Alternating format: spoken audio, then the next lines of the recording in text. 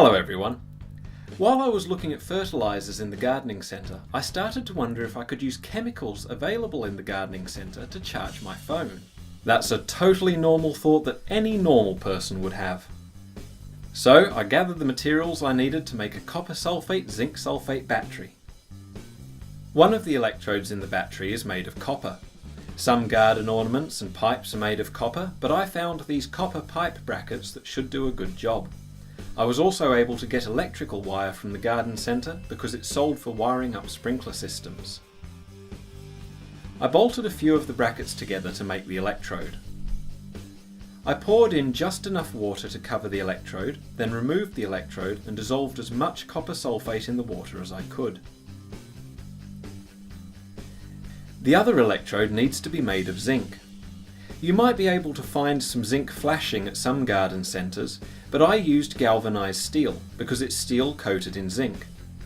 I cut out the zinc electrode with tin snips. I then dissolved a little bit of zinc sulphate in water. You don't need much, just enough to make the water conductive and kickstart the reaction.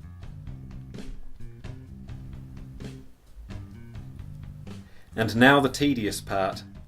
The zinc sulphate solution is less dense than the copper sulphate solution and so floats on top of the copper sulphate. But I had to be careful not to accidentally mix the layers. I used an eyedropper to very carefully add the zinc sulphate solution on top of the copper sulphate. If you've done this carefully enough, you can see two distinct layers of fluid in your battery. I carefully lowered the copper electrode into the copper sulphate layer and the zinc electrode into the zinc sulphate layer, and the battery is finished.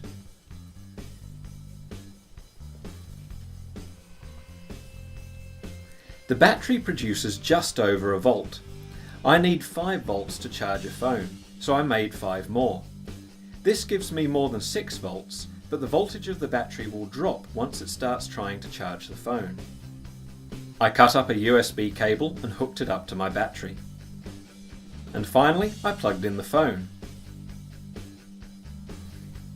Huzzah! It works! The charging rate is extremely slow because the battery can't supply much current, but this could be fixed by making more cells or modifying the design of the cell for greater efficiency. Oh well, I'm still declaring this a success.